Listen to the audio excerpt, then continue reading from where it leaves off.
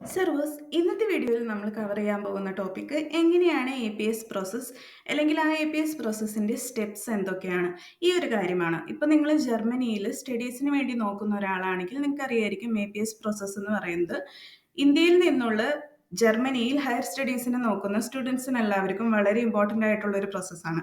So വീഡിയോയിലേക്ക് പോവാം. ഇതിൽ നിങ്ങൾ ഈ ചാനൽ സബ്സ്ക്രൈബ് ചെയ്യുക. നിങ്ങൾക്ക് എന്തെങ്കിലും കമൻസോ അല്ലെങ്കിൽ ഡൗട്ട്സോ ഉണ്ടെങ്കിൽ താഴെ കമൻറ്റ് ബോക്സിൽ കമൻറ്റ് ചെയ്യുക. സോ എന്താണ് A P S? A P S എന്ന് വെച്ച് കഴിഞ്ഞാൽ അതിൻ്റെ full form academic proof study എന്നാണ് വരുന്നത്. അതിൻ്റെ ഇംഗ്ലീഷ് ട്രാൻസ്ലേഷൻ ആണ് അക്കാദമിക് ഇവാലുവേഷൻ സെൻറ്റർ. ഈ അക്കാദമിക് ഇവാലുവേഷൻ സെൻറ്റർ എന്താണ് ചെയ്യുന്നതെന്ന് വെച്ചാൽ നിങ്ങളുടെ അക്കാദമിക് ഡോക്യുമെൻറ്റ്സ് എല്ലാവരും വെരിഫൈ ചെയ്യുകയാണ് ചെയ്യുന്നത്.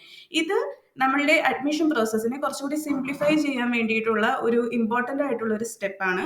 പിന്നെ ഇന്ത്യൻ സ്റ്റുഡൻസിന് ജർമ്മൻ യൂണിവേഴ്സിറ്റീസിലേക്ക് അപ്ലൈ ചെയ്യുന്ന ഇന്ത്യൻ സ്റ്റുഡൻസിന് മാൻഡേറ്ററി ആയിട്ടുള്ള ഒരു പ്രോസസ്സാണ്. പിന്നെ അതേപോലെ തന്നെ ഇപ്പം നമ്മൾ സ്റ്റുഡൻറ് വിസയ്ക്ക് അപ്ലൈ ചെയ്യുകയാണെങ്കിലും ഇതൊരു മാൻഡേറ്ററി ആയിട്ടുള്ള പ്രോസസ്സാണ്. പിന്നെ അത് മാത്രമല്ല ഈ എ പി എസിൽ കൂടെ ഇതിൻ്റെ വെരിഫിക്കേഷനിൽ കൂടെ നമ്മളുടെ അഡ്മിഷനും വിസ പ്രോസസ്സിങ്ങിനും അത് സ്മൂത്ത് ആക്കിയാണ് ചെയ്യുന്നത്. അതേപോലെ തന്നെ നിങ്ങളുടെ ആപ്ലിക്കേഷൻ്റെ ക്രെഡിബിലിറ്റി കൂടുന്നു. അപ്പോൾ നിങ്ങൾക്ക് ഒരു ഓവർവ്യൂ കിട്ടിയിട്ടുണ്ടാവും എന്താണ് എ പി എസ് എന്നുള്ളത്. ഇനി നമുക്ക് അതിൻ്റെ സ്റ്റെപ്സ് നോക്കാം. സ്റ്റെപ്സിൽ എന്ന് പറയുന്നത് മെയിനായിട്ട് 6 സ്റ്റെപ്സ് ആണുള്ളത്. ഇത് അവരുടെ വെബ്സൈറ്റിലും അവർ മെൻഷൻ ചെയ്തിട്ടുണ്ട്.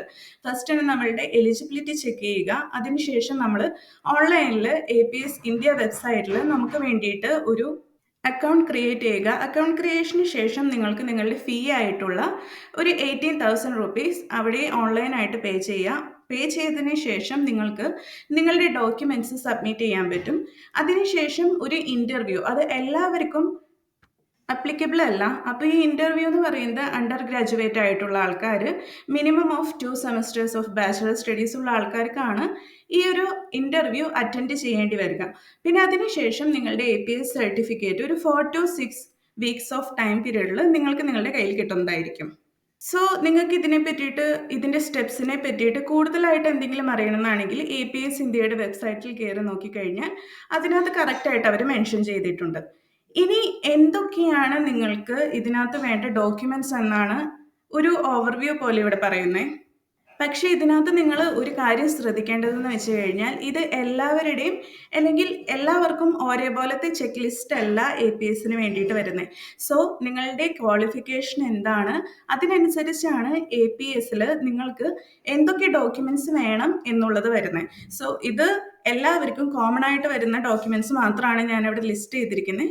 നിങ്ങൾ എന്തായാലും എ പി എസിൻ്റെ വെബ്സൈറ്റിൽ കയറിയിട്ട് ചെക്ക് ലിസ്റ്റ് നിങ്ങൾക്ക് വേണ്ടിയിട്ടുള്ളത് സെപ്പറേറ്റ് ആയിട്ട് നോക്കുന്നത് നിങ്ങളുടെ അഡ്മിഷൻ അല്ലെങ്കിൽ ആപ്ലിക്കേഷൻ പ്രോസസ്സിന് വേണ്ടിയിട്ട് ഹെൽപ്ഫുൾ ആയിരിക്കും. സോ കോമൺ ആയിട്ട് നിങ്ങൾക്ക് വേണ്ട ഡോക്യുമെൻറ്റ്സ് എന്ന് വെച്ച് കഴിഞ്ഞാൽ നിങ്ങളുടെ അക്കാദമിക് സർട്ടിഫിക്കറ്റ്, ലാംഗ്വേജ് സർട്ടിഫിക്കറ്റ്, പാസ്പോർട്ടിൻ്റെ കോപ്പി, പിന്നെ പേയ്മെൻറ്റിൻ്റെ പ്രൂഫ്, അതായത് എ പി എസിലേക്ക് നിങ്ങൾ ഈ ഒരു ഫീ പ്രോസസ്സിങ്ങിന് വേണ്ടിയിട്ടുള്ള ഫീ അടച്ചിട്ടുണ്ട് എന്നതിൻ്റെ പ്രൂഫ്, പിന്നെ സ്റ്റുഡൻറ്റ് ഓതറൈസേഷൻ ലെറ്റർ. ഈ ഒരു സ്റ്റുഡൻറ്റ് ഓതറൈസേഷൻ ലെറ്റർ നിങ്ങൾക്ക് എ പി എസിൻ്റെ വെബ്സൈറ്റിൽ നിന്ന് തന്നെ അതിൻ്റെ ടെംപ്ലേറ്റ് കിട്ടും. സോ അതും കൂടിയിട്ട് ഫില്ല് ചെയ്തിട്ട് നിങ്ങൾ ഈ ആപ്ലിക്കേഷൻ്റെ ഒപ്പം സബ്മിറ്റ് ചെയ്യേണ്ടതാണ്. പിന്നെ അതിൻ്റെ ഒപ്പം തന്നെ ആധാർ കാർഡിൻ്റെ കോപ്പി, പിന്നെ പാസ്പോർട്ട് സൈസ് ഫോട്ടോ, ഇതൊക്കെയാണ് കോമൺ ആയിട്ട് വേണ്ടി വരുന്ന ഡോക്യുമെൻറ്റ്സ്. സ്റ്റിൽ കോമൺ എന്ന് പറഞ്ഞു കഴിഞ്ഞാൽ നിങ്ങൾ ക്വാളിഫിക്കേഷൻ അനുസരിച്ച് ചെക്ക് ലിസ്റ്റ് ഡിഫർ ചെയ്തിരിക്കും. സോ എ പി എസിൻ്റെ വെബ്സൈറ്റിൽ കയറിയിട്ട് എ പി എസ് ഇന്ത്യയുടെ വെബ്സൈറ്റിൽ കയറിയിട്ട് അത് നിങ്ങൾ ഒന്നുകൂടി വെരിഫൈ ചെയ്യുക. പിന്നെ മെയിനായിട്ട് പറയാനുള്ളതെന്ന് വെച്ച് കഴിഞ്ഞാൽ ഈ എ പി എസ് നമുക്ക് ഫാസ്റ്റ് അഡ്മിഷനും വിസ അപ്രൂവൽസിന് ഹെൽപ്പ് ചെയ്യുന്നതാണ്. പിന്നെ എല്ലാ ജർമ്മൻ യൂണിവേഴ്സിറ്റീസും ഇപ്പോൾ എ പി എസ് ആക്സെപ്റ്റ് ചെയ്യുന്നുണ്ട്. ഈ ഒരു സർട്ടിഫിക്കറ്റ് ഉണ്ടെങ്കിൽ നിങ്ങൾക്ക് വിസ റിജക്ഷനുള്ള ചാൻസസ് വളരെ ലോ ആണ്. പിന്നെ ഒരു ടിപ്സ് ആയിട്ട് പറയാനുള്ളതെന്ന് വെച്ച് കഴിഞ്ഞാൽ ലാസ്റ്റ് മിനിറ്റ് ഇഷ്യൂസ് അവോയ്ഡ് ചെയ്യാൻ വേണ്ടിയിട്ട് നിങ്ങൾ ഈ ഒരു ആപ്ലിക്കേഷൻ അല്ലെങ്കിൽ ജർമ്മനിയിലേക്ക് വരാൻ നിങ്ങൾക്ക് പ്ലാൻ ഉണ്ടെങ്കിൽ എത്രയും പെട്ടെന്ന് തന്നെ എ പി എസിൻ്റെ പ്രോസസ്സ് നിങ്ങൾ സ്റ്റാർട്ട് ചെയ്യാം.